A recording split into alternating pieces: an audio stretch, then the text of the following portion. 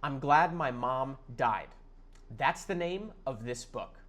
It's written by someone who spent their entire life becoming someone their mother wanted them to be instead of discovering who they really were. This isn't just a celebrity story. It's a lesson about identity, loss, and what happens when a child doesn't get to choose their own life. What's up, everybody? Travis here, and I'm back with my newest book review. Today we're going to be discussing I'm Glad My Mom Died, written by Jennette McCurdy. When I read the name Jennette McCurdy, I'm immediately transported to back in 2007 when I was a kid. I was 12 years old at the time, and that's when I first saw Jennette McCurdy star in her breakthrough role as Samantha Puckett on the famous Nickelodeon sitcom iCarly. Even back then, when I saw Jennette acting as Sam Puckett, I immediately registered that she was a very talented and skilled actress and that she was a perfect fit for the role of Samantha Puckett.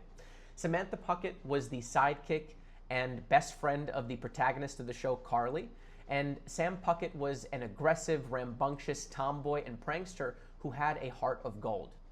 When I was young, I thought that all of these child actors and actresses were like little gods. I thought that they had all the money, the fame that they could ever want. I thought they had status and friends and connections, pretty much anything and everything. And I was very, very wrong with that assumption, especially after I got done reading this book. This book, I'm Glad My Mom Died, it is a memoir by McCurdy detailing her life as a child actress and her relationship with her mom, who not only shaped her life as a child actress, but also shaped who she was as a person.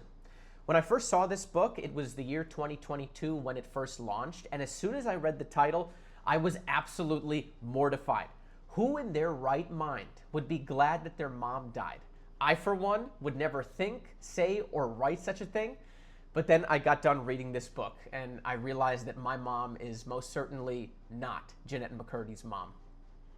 This book has a before and an after. Before and an after Jennette McCurdy's mom dies. And Jennette McCurdy's early life was mired in a sense of tragedy because that's when her mom was diagnosed with cancer.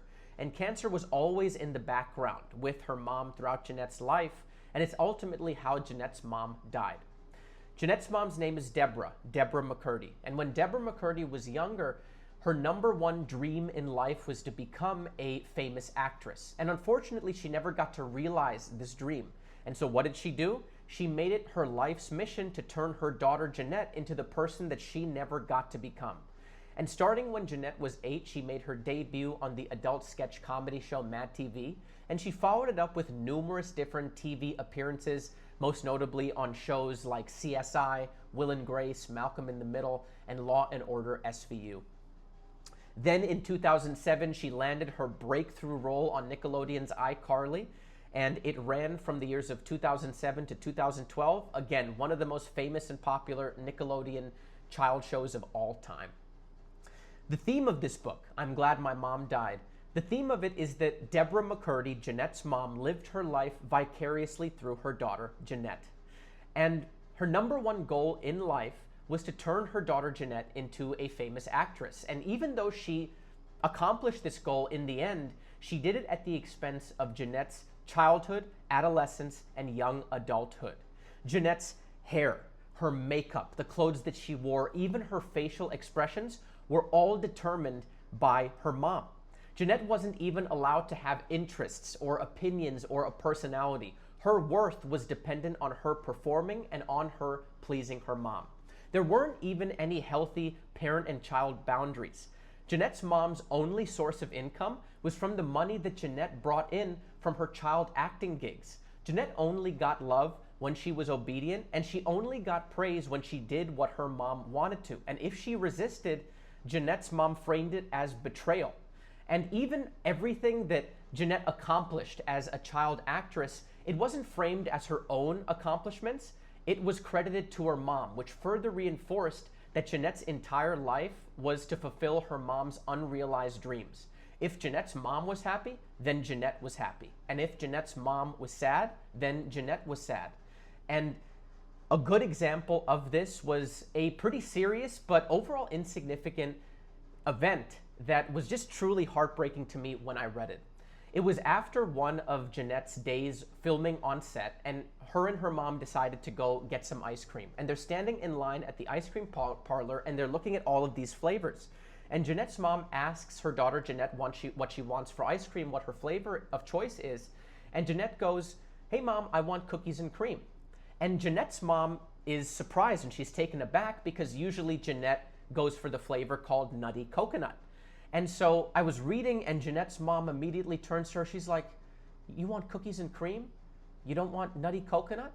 But you always wanted Nutty Coconut. Oh my God, my baby girl's growing up." And she started to get sad and emotional. Jeanette was confused. Even though this was something as minor as getting ice cream with her mom, her entire life was framed in a way where she always had to please her mom and she always had to make her mom happy. And so getting ice cream now turned into a life and death experience. And so it was so sad. But in the end, Jeanette, she felt responsible for her mom's emotional state. So she went, "Hey mom, you know what? I'll have Nutty Coconut. Even though I want cookies and cream, I'm going to have Nutty Coconut." And she didn't like the flavor, but she only got it to please her mom. And it was a heartbreaking example of a child who is just held hostage by her parents' emotions. Another crazy, very disturbing part of the book, probably the most disturbing part of the book, was the eating disorders that Jeanette went through. And her mom feared that once Jeanette hit puberty that she would grow up and she wouldn't get to fulfill the requirements to be a child actress. She always wanted Jeanette to be small and young looking and weighing less if possible. And so she introduced calorie restriction to Jeanette when she was like 10 or 11 years old. And if Jeanette starved herself, it made her mom happy. And if she ate excessively, it made her mom miserable and very angry at her. And it was such an unhealthy, abusive type of an act from her mom. And what it did was it pretty much made Jeanette an anorexic. And she had to deal with anorexia, but the mom always hid that word anorexia from her. She never let her know what anorexia is. There were multiple instances where when Jeanette went to the doctor to get a physical checkup, as soon as she stepped on the weighing scale and got off, the doctor pulled the mom aside and said, "Hey, have you talked to her about anorexia? She's weighing extremely low and she's rail thin. She needs to get some help." The mom brushed it aside and never told Jeanette what it was. And then when they were at school, as Jeanette was coming back home and getting picked up by her mom, one of the other parents of Jeanette's friends approached her mom and said, "Hey, excuse me, Deborah, it looks like Jeanette's anorexic and she's dealing with anorexia. If there's anything that I can help you with, please let me know." And when Jeanette's mom got in the car and Jeanette asked, "Hey mom, what's anorexia?" Jeanette's mom pushed it to the side. And it was evil. That's what I thought in terms of what Jeanette's mom did to her. And after Jeanette's mom passed away, that anorexia turned into bulimia. And then she had, instead of just starving herself, she couldn't take it anymore, so she started binging and purging.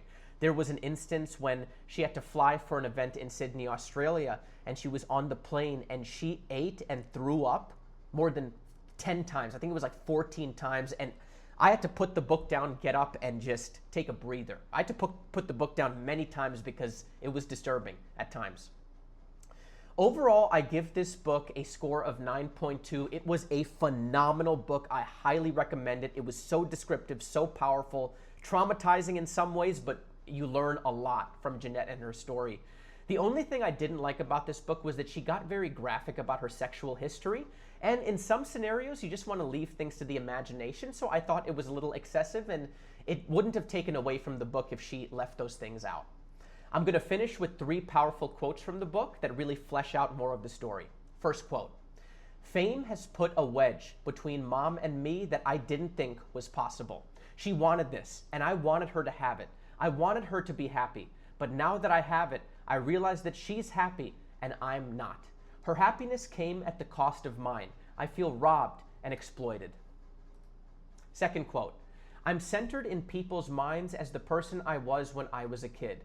A person I feel like I far outgrown. But the world won't let me outgrow it. The world won't let me be anyone else. The world only wants me to be Sam Puckett."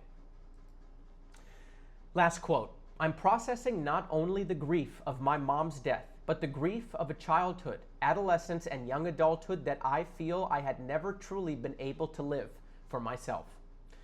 Extremely powerful quotes, and this is a lesson and a book that everybody should read.